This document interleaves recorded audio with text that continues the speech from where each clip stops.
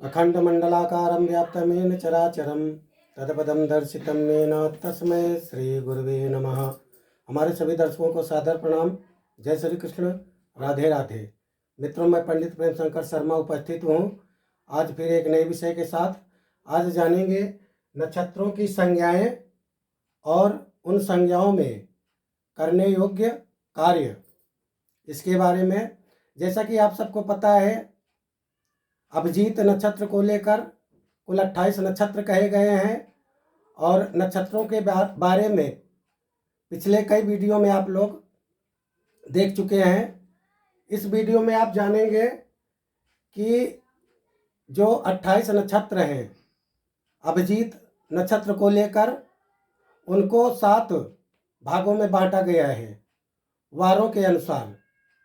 किसी में 2 नक्षत्र, किसी में 4 नक्षत्र और किसी संज्ञाओं में 5 नक्षत्र ऐसे आते हैं। उन नक्षत्रों में मनुष्य जीवन में आने वाले 16 संस्कार जो कहे गए हैं, उनको छोड़कर उनके अतिरिक्त जो करने योग्य कार्य हैं, उनके बारे में कौन से नक्षत्र में क्या करना चाहिए, उन नक्षत्रों की संज्ञाएं हैं। 7 संज्ञाएं हैं। उन संज्ञाओं का नाम है और उन संज्ञाओं के नाम के आधार पर ही उनका स्वभाव भी है नक्षत्रों का।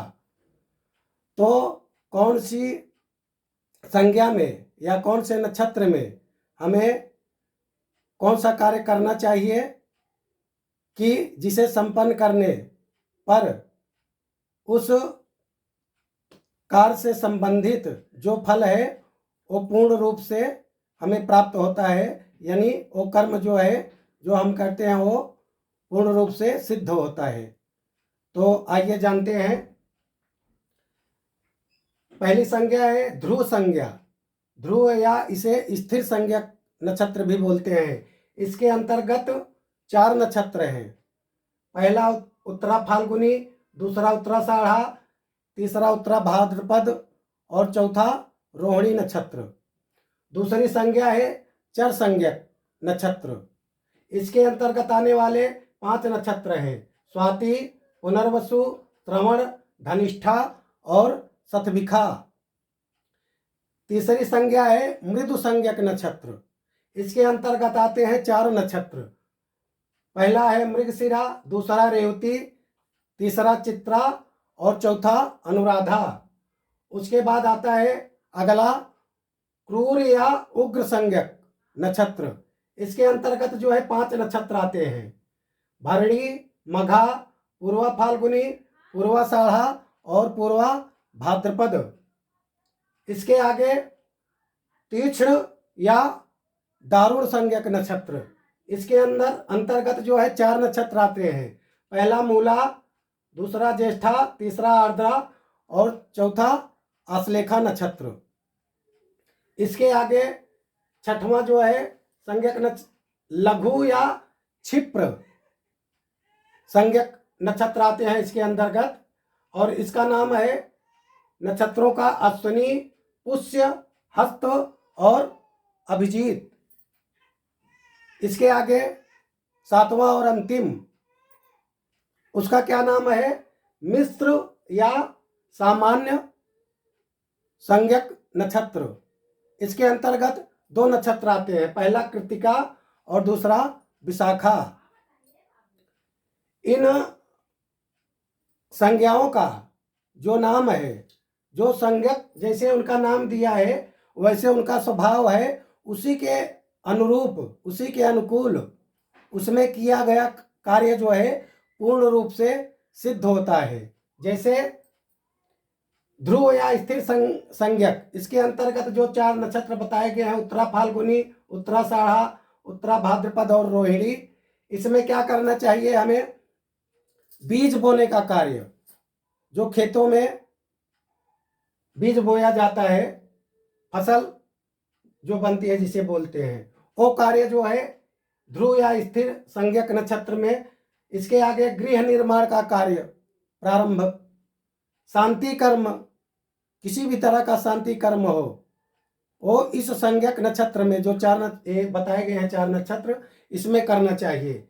इसके आगे भूमि क्रय यानी जमीन जायदाद का जो है खरीद इन्हीं नक्षत्रों में करना चाहिए। उसके आगे बाग लगाना, बहुधा देखा गया है कि लोग वृक्ष लगाते हैं और सूख जाता है। उसका मुख्य कारण यही है कि हम किसी अन्य नक्षत्र में उसका रोपण कर दिए वृक्ष का और वो सूख जाता है। यदि इन नक्षत्रों में वृक्ष लगाने का कार्य किया जाए तो ज़्यादा से ज़्यादा वृक्ष जो है उसमें फलित होते हैं, सूखते नहीं। बाग लगाना, राज्याभिषेक करना तथा पद ग्रहण करना, इन चारों नक्षत्र में ऐसे कर्म जो है सिद्ध कहे गए हैं।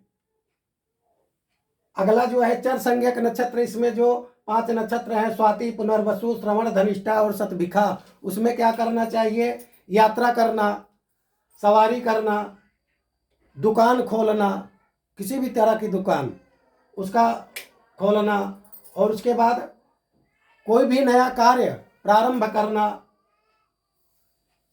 उसके बाद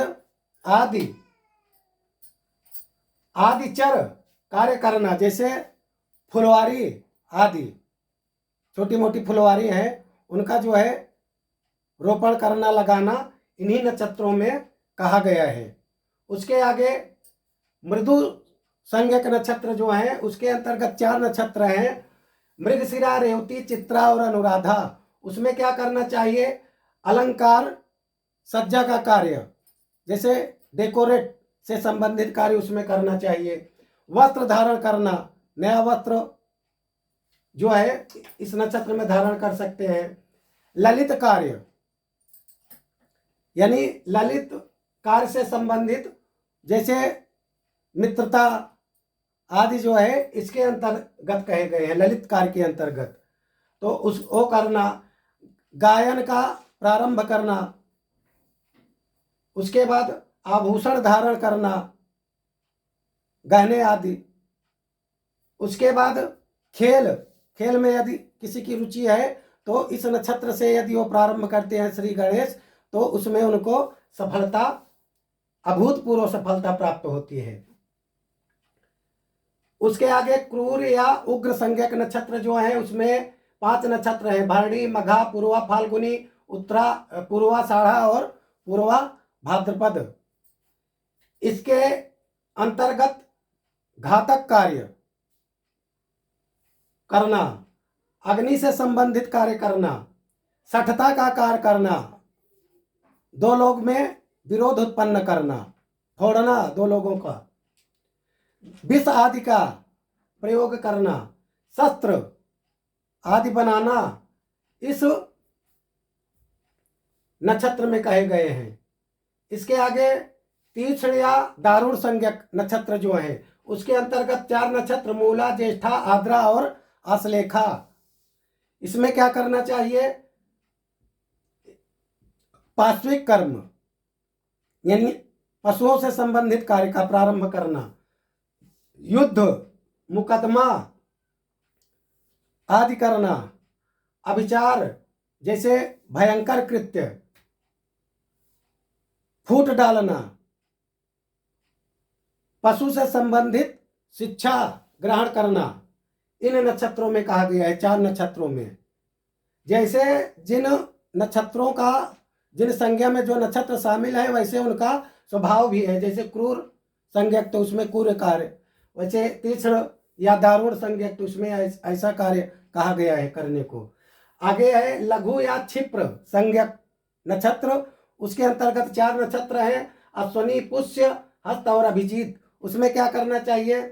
तंत्र मंत्र सीखना, लेन देन का कार्य जो है प्रारंभ करना, व्यापार का आरंभ करना, मैत्री, साझेदारी, शिल्पकारी, चित्रकारी, खेलकूद, औषधि का निर्माण करना, औषधि तैयार करना और शास्त्र का अध्ययन प्रारंभ करना। इन नक्षत्र में लघु या क्षिप्र संज्ञक नक्षत्रों में सिद्धकारी कहा गया है। सातवां और अंतिम है मिश्र या सामान्य। इसमें 2 ही नक्षत्र सम्मिलित हैं, पहला कृतिका और दूसरा विशाखा। इसके अंतर्गत हम क्या कार्य संपन्न कर सकते हैं, जैसे साधारण अग्निहोत्र यानी होम आदि हवन आदि से संबंधित कार्य।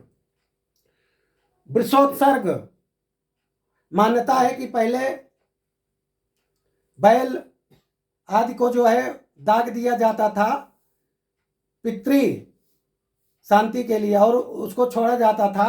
ऐसे कर्मों को वृषोत्सर्ग कार्य कहा गया है। अग्नि संबंधित कार्य, अग्नि से संबंधित कार्य इन नक्षत्रों में संपन्न कर सकते हैं। इसकी फल में प्राप्ति में और बढ़ोतरी हो जाती है जब ध्रुव या स्थिर संज्ञक के अंतर्गत जो 4 नक्षत्र कहे गए हैं, ये चारों नक्षत्र यदि चारों में से कोई भी एक नक्षत्र यदि रविवार के दिन पड़ता है तो उसमें जो है बढ़ोतरी हो जाती है कई गुना। चर संज्ञक नक्षत्र के अंतर्गत जो 5 नक्षत्र कहे गए हैं, ये नक्षत्र यदि सोमवार के दिन पड़ जाए तो फिर और उसमें बढ़ोतरी हो जाती है, जो कर्म इसमें बताया गया है करने को। मृदु संज्ञक नक्षत्र के अंतर्गत जो 4 नक्षत्र बताए गए हैं, वे चारों नक्षत्र में से कोई भी एक नक्षत्र यदि शुक्रवार के दिन आ जाता है तो उसमें कई गुना वृद्धि हो जाती है, जो कार्य करते हैं जो बताया गया है। क्रूर या उग्र संज्ञक नक्षत्र के अंतर्गत जो 5 नक्षत्र बताए गए हैं, उनमें से कोई भी एक नक्षत्र मंगलवार के दिन आ जाता है और जो कार्य बताया गया है करने को, उस कार्य को यदि हम संपन्न करते हैं तो उसमें कई गुना जो है वृद्धि होती है। तीक्ष्ण या दारुण संज्ञक नक्षत्र के अंतर्गत जो 4 नक्षत्र हैं, उन चारों नक्षत्र में से कोई भी एक नक्षत्र शनिवार के दिन यदि पड़ जाता है तो उस ये जो कार्य बताए गए हैं उस दिन हम करते हैं इनमें से कोई भी कार्य, तो उसमें कई गुना जो है वृद्धि होती है। लघु या क्षिप्र संज्ञक नक्षत्र, इसके अंतर्गत 4 नक्षत्र कहे गए हैं। ये चारों नक्षत्र में से कोई भी एक नक्षत्र यदि गुरुवार के दिन आ जाता है तो जो इसमें करने योग्य कार्य बताए गए हैं उस कार्य में और वृद्धि हो जाती है कई गुना।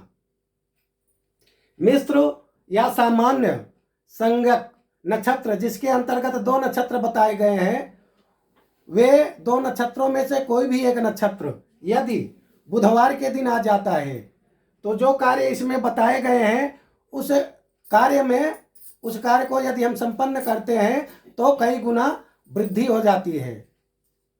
आशा करता हूं कि हमारे द्वारा दी गई जानकारी आपके समझ में पूर्ण रूप से आई होगी। इसी के साथ मैं अपनी वाणी को विराम देता हूं। सर्वे भवन्तु सुखिनः, सर्वे सन्तु निरामयाः, सर्वे भद्राणि पश्यन्तु, मा कश्चित् दुःखभाग् भवेत्। ओम शांति शांति शांति सुशांतिर्भवतु, सर्वारिष्टो शांतिर्भवतु।